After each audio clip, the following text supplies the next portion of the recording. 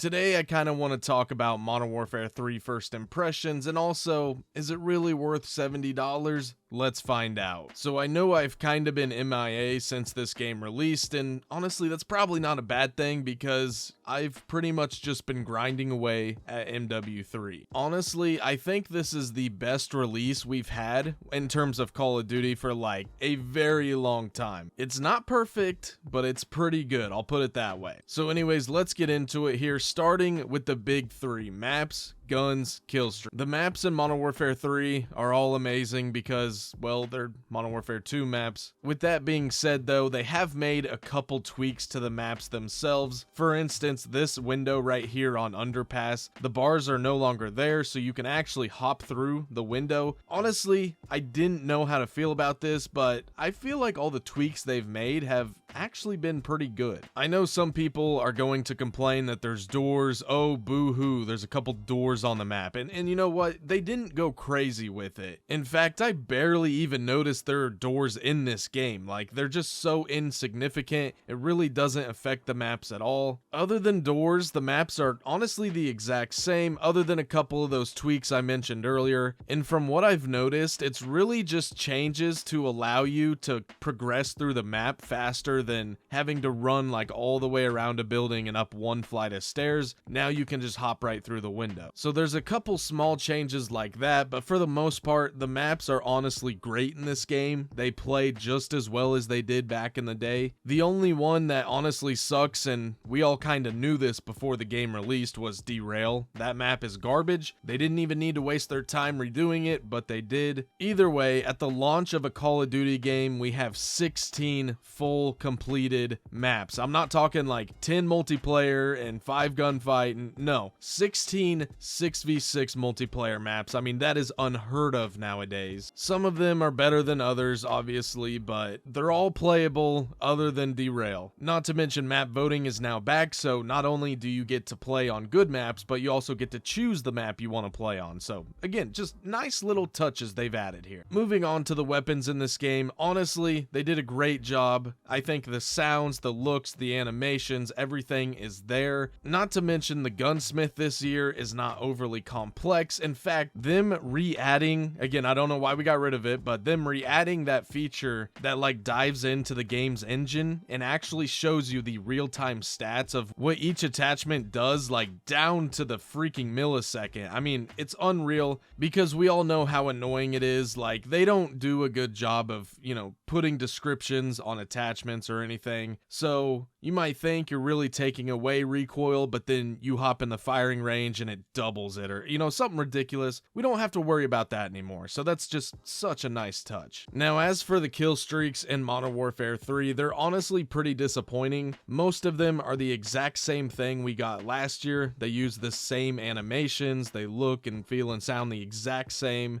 so there's really nothing new here to work with, and on top of that, there's really nothing good. So that's really disappointing, not gonna lie. I mean, especially with how thick the skill-based matchmaking is in this game, no one's really getting kill streaks anyway, so when we get them, you know, they should at least be decent, I'll put it that way. Overall though, I think those are the three most important things when it comes to a Call of Duty multiplayer, and other than kill streaks, we're looking pretty good so far. Now let's dive into a couple other things, you know, involving the game here and there, like let's talk about spawns. Spawns have improved over the beta, but not by much. This game is still really bad about the whole revenge spawn system where, you know, you could be playing domination and have A and B flag, which means enemies should be spawning at C, but you might kill someone in the middle of the map and they're spawning right behind you. Like, I'm talking a second after you kill them, they're spawning in, shooting you in the back. It can be extremely frustrating, not to mention there are times in this game where you are just put in a gnarly spawn trap and you have no hopes of getting out of it. You might die 8, 9, 10, 20 times in a row and there's nothing you can do. Like, I'm talking, you spawn in and before you can sprint, you are just deleted off the map. And while that sucks, that's also something that can be fixed in the future. It's probably going to take them some time. I understand, you know, these are old maps, but you can't really use the same spawns because the movement is different. It's a lot faster. So I have full faith though. I think they're going to be fixed in the future. Let's talk about something that is a very divisive divided discussion here, and that is the armory unlock system. So for those of you who don't know, it's going to take a long time to unlock everything in this game, where normally, you just kind of level up 1 through 55, you have everything, it's there, you can use it when you want to. In this game, you have to do all these challenges and get a bunch of wins and whatnot. Here's the thing, here's what I have to say about this. I appreciate Sledgehammer trying to do something different here, because it's forcing you to play to win, but it's also forcing you to introduce some variety where, you might have to use an LMG and get 20 or 30 kills with that. Or in my case, I don't get a whole lot of wins because I get crapped on in this game. So I'm pretty much just stuck with like 4 weapons, and that's really all I have to choose from. It makes the variety in the game kind of nice, not gonna lie. Like, you see a good amount of different weapons in every lobby. But also, I saw someone did the math on Twitter and they said it's gonna take like 200 plus hours to unlock everything in the game. I don't know if that's right or not, but it wouldn't surprise me if that's actually the case. And like I said, I appreciate Sledgehammer for trying to do something innovative here and make things just a little bit different. I just think the way they carried this out wasn't the best decision, okay? It just wasn't. I'm sorry. You did a lot of things right. This is one of those things where I don't hate it, but I don't love it, that's for sure. One thing I'm also kind of on the fence in this game about is the health. So for those of you who don't know, the health is now 150 in Modern Warfare 3, which that number really doesn't matter too much. What matters is how much damage the weapons do, because that's really going to determine how fast you die in a game. So here's my dilemma. I actually really like where the health is at. I think it provides enough of a skill gap to where you do have to have a better shot than someone to ultimately get the kill. It also allows you to kind of peek longer hallways and whatnot and still be able to escape the gunfight rather than getting 2-tapped across the map and now you're just frustrated. But also, the higher health provides just very bad inconsistency, and I don't know, maybe this isn't the health and it's more so a connection issue, but I see it all over Twitter and YouTube and everything. The amount of times you will get into a gunfight and you will land every shot. You'll land 5 shots, right? 5 bullets, you hit the enemy in the dome,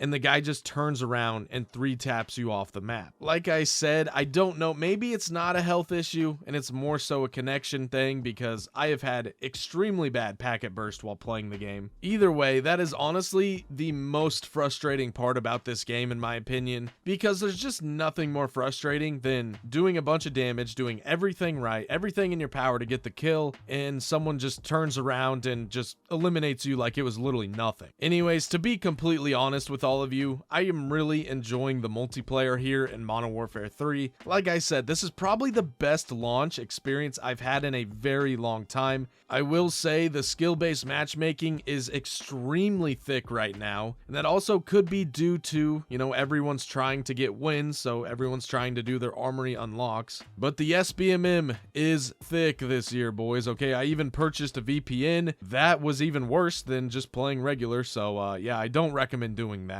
Overall, though, the multiplayer is honestly really good. Like I said, you have good maps and good weapons and decent kill streaks, so you're already looking pretty good. And then on top of that, you throw in the fact of we're going to be getting even more maps. We're already at 16, which is impressive, but we're going to be getting even more and even more weapons. On top of that, this game is a little on the buggy side, but they're obviously going to be fixing a lot of those. The biggest one being the movement or the tac sprint glitch or whatever. Outside of multiplayer, let's talk about campaign. It sucks. It's garbage. It's not worth your time or money. I've seen like maybe a couple people on the internet say they enjoyed it, but for the most part, everyone's giving it like a 5 out of 10.